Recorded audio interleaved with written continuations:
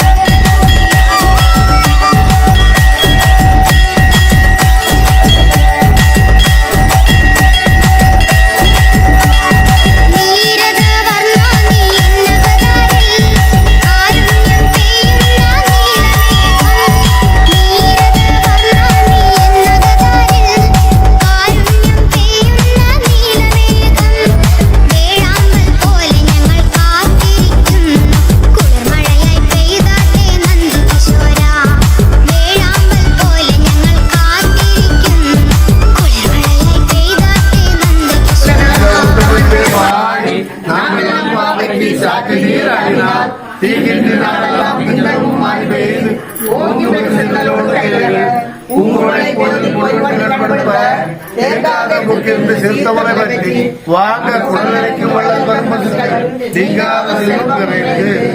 ஓங்கி உலகளந்த உத்தமன் பேர் வாடி நாங்கள் சாட்டி நீராடினார்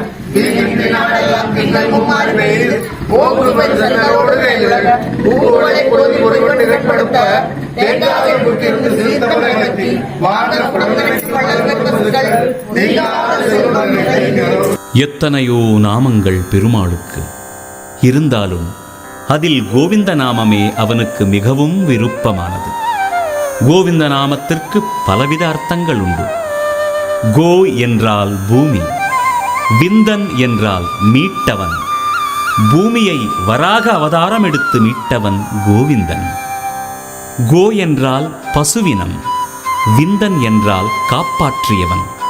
கிருஷ்ணாவதாரத்தில் கோவர்தனகிரியை தூக்கி கோவினத்தையும் கோபர்களையும் காப்பாற்றியவன் கோவிந்தன். வேதாந்த உரையில் கோ என்றால் ஜீவாத்மா, விந்தன் என்றால் நிறைந்தவன். ஜீவாத்மாவாய் நிறைந்த பரமாத்மா கோவிந்தன். கோ என்றால் நல்ல நயமான வார்த்தை, விந்தன் என்றால் உரைப்பவன். உலகம் வாழ விஸ்வரூபம் எடுத்து கீதோபதேசம் உரைத்தவன் கோவிந்தன். கோவிந்த நாமத்தின் பெருமை நம் வாக்கிற்கும் மனதிற்கும் கண்களுக்கும் எட்டாததாகும். க்ஷேத்திரபந்து என்ற மிக கொடிய பாவி கோவிந்த நாமத்தை உபதேசமாய் பெற்று உரைத்து பாவ வினைகளை தீர்த்தான் என்கிறது க்ஷேத்திரபந்து உபாக்கியானம். ஸ்ரீ வெங்கடேசனின் கோவிந்த நாமம்தான் நம்மை சிறப்பான பாதையில் வழி நடத்தி செல்கிறது என்கிறது கட்டோபனிஷத். சங்க சக்கர கதாபாணி துவாரகா நிலையாச்சுத கோவிந்த புண்டரீகாக்ஷா ரக்ஷமாம் சரணாகதாம் என்று திரௌபதி கதறிய கோவிந்த நாமமே அவளது மானத்தை காப்பாற்றியது. ஏன்? கோவிந்தனை விட மகிமைகள் மிக கொண்டது கோவிந்த நாமமே. ஏழுமலையானே வேங்கடரமணா கோவிந்தா கோவிந்தா, அடிக்கொரு முறையும் படிக்கொரு முறையும் கோஷம் கேட்பவனே கோவிந்தா கோவிந்தா, ஆபத்பாந்தவா அநாத ரட்சகா கோவிந்தா கோவிந்தா கோவிந்தா கோவிந்தா.